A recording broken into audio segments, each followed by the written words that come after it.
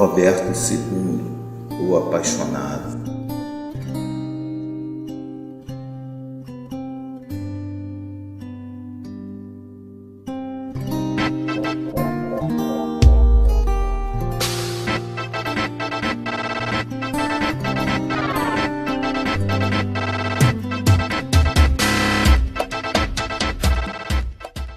O Roberto II, que também era conhecido como Roberto Piedoso ou Roberto Sábio, era filho de Hugo Capeto e pertencente da família dos Robertinianos, que era a mais poderosa e ilustre família do século X. E antes de seu pai, dois de seus descendentes haviam se tornado reis, né? O Odão I e o Roberto I, e além do Hugo.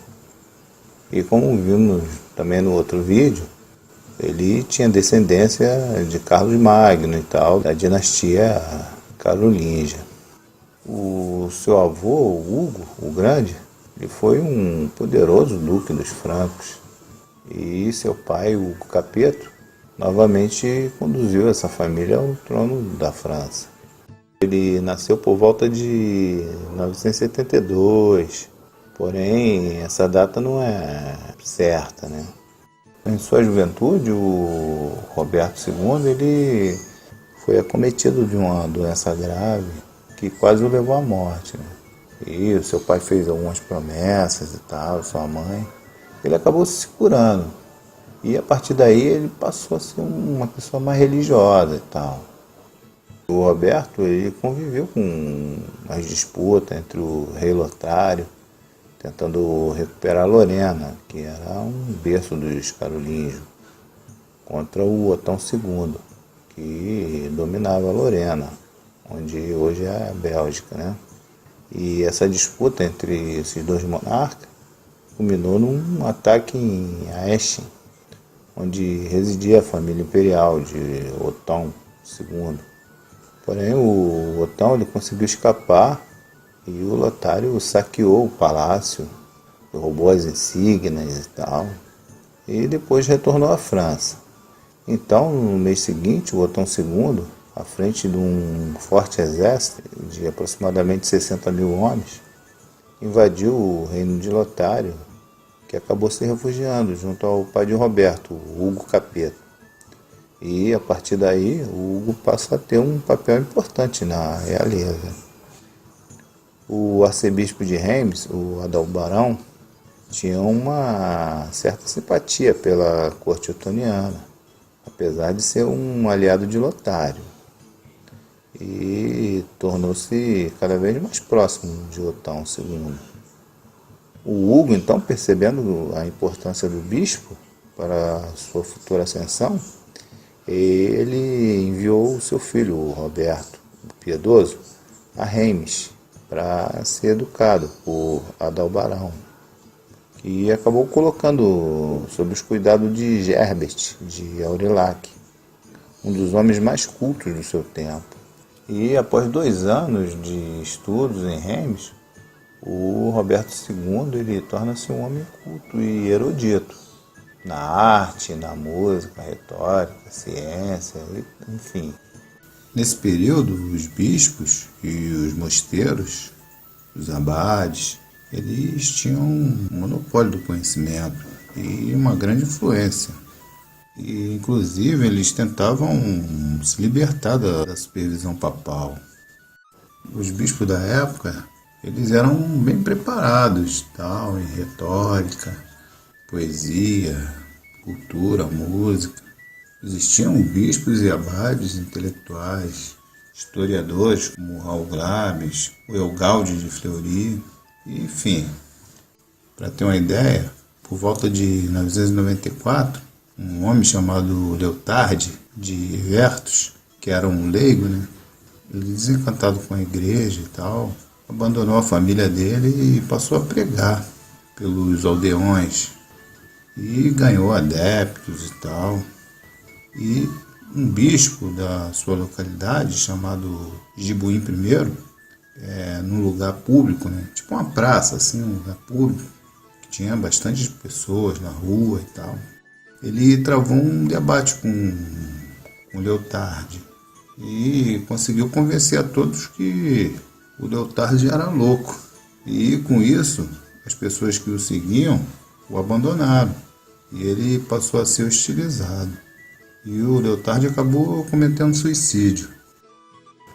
Como vimos no outro vídeo, após a coroação do Capeto, ele consegue coroar o Roberto como vice-rei, após algumas pressões, né, e tal.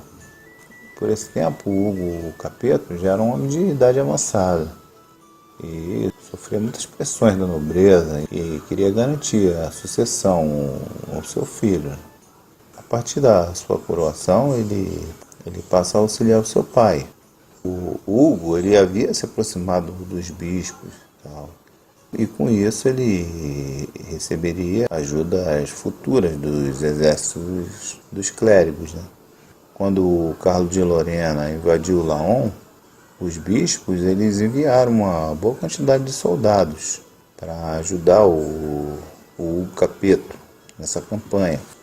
Muitos dos bispos eles eram cabeças de condados poderosos ou tinham cargos privilegiados nesses condados e levavam uma vida luxuosa e também escandalosa, né?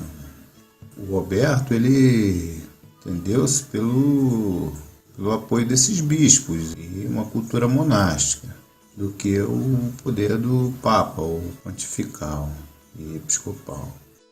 Em 988, o Roberto II, o Roberto Piedoso, ele é praticamente forçado por seu pai a casar-se com Rosália de Hídria, que era filha de Berengário II, rei da Itália, e viúva de Arnulfo II, conde de Flandres. E após a morte do seu pai, em 996, ele acabou assumindo o lugar do seu pai, o reino, né? Sem nenhuma disputa pelo trono. Como seu pai, ele se aproximou da igreja e participou de sínodos dos bispos, né? Ele também discutiu assuntos eclesiásticos e se aliou aos bispos do Nordeste de Paris. Também presenteou as abadias.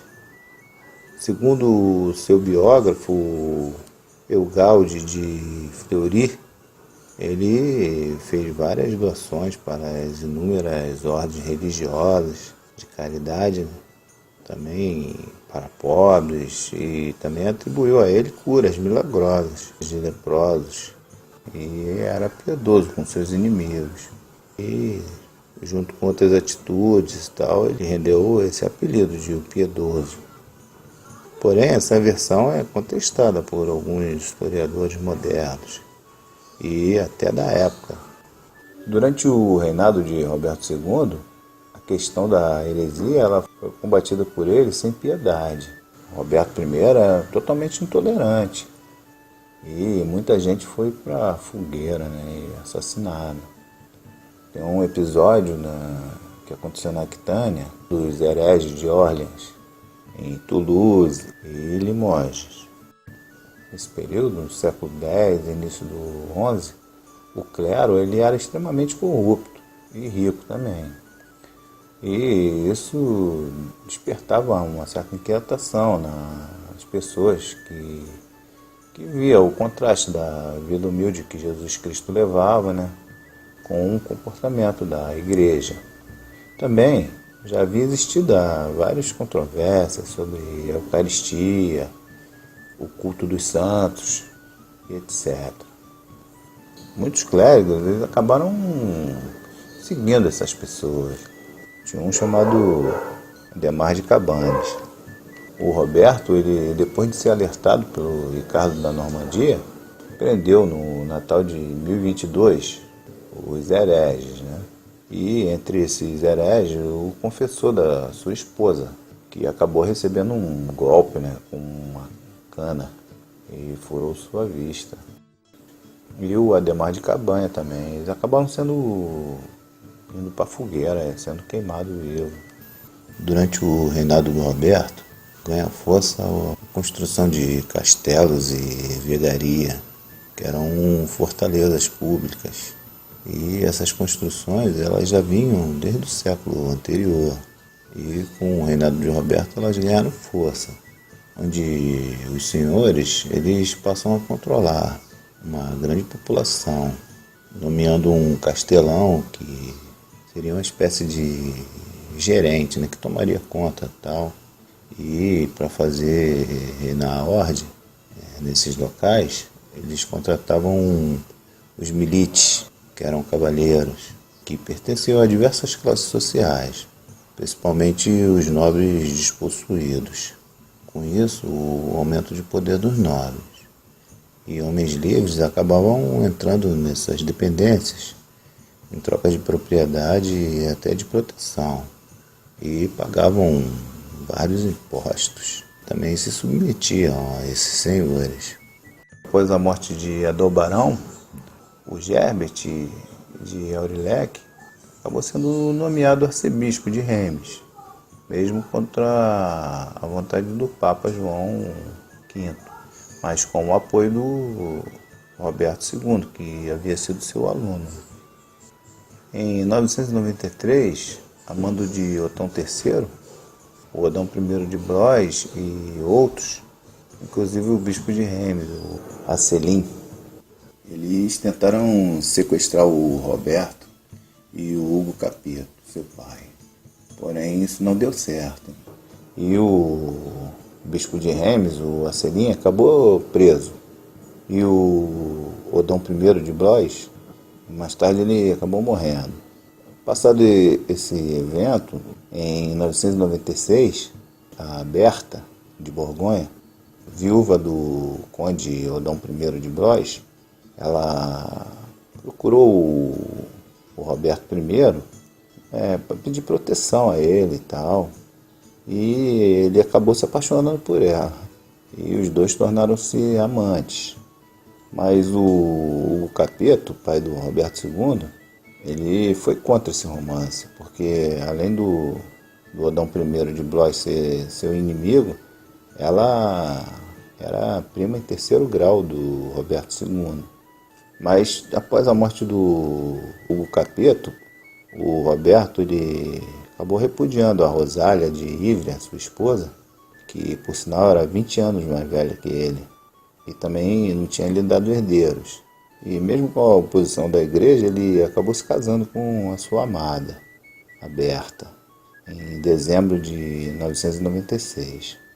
Com esse casamento, ele acabou herdando Borgonha e muitas outras possessões da família de Blois, né, que eram muito rica e poderosa. Mas com essa união, o Odão III, que era suzerano do Ducado de Borgonha, e também controlava o norte da Itália e tinha muita influência na nomeação dos papas.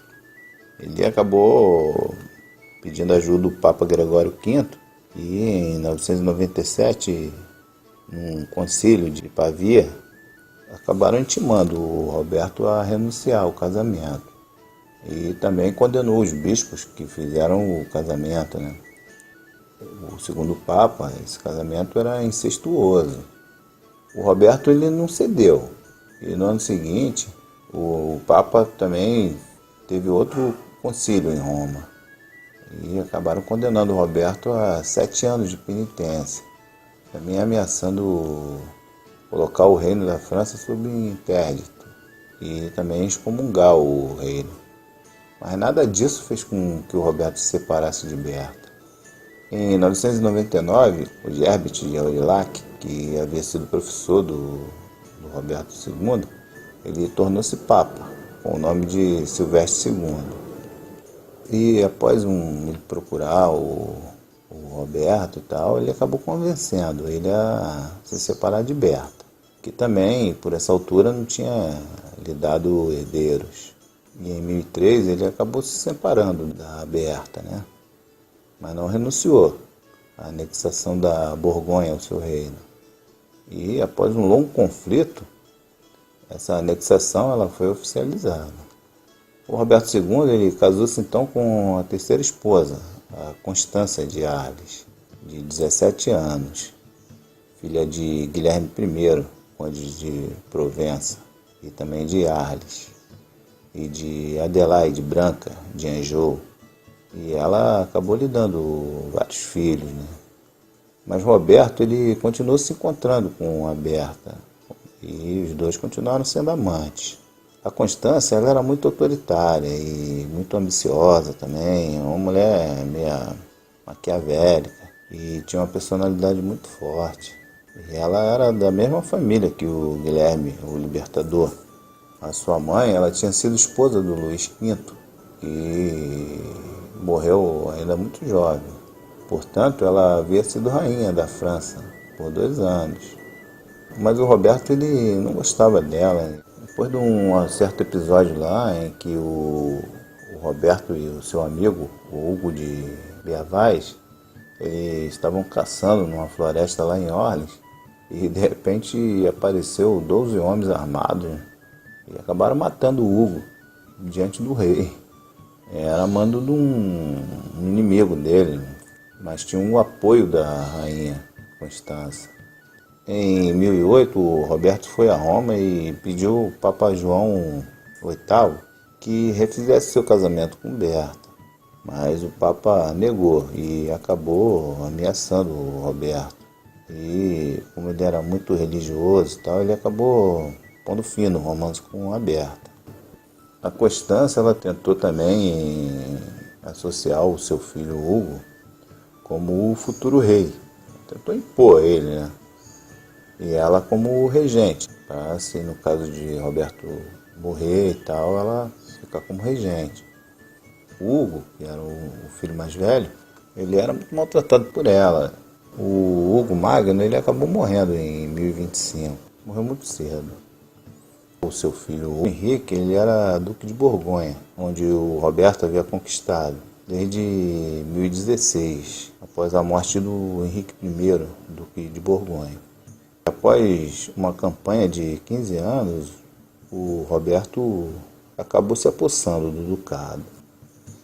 Em 1025, após a morte do Hugo, o Henrique tornou-se o herdeiro do trono da França.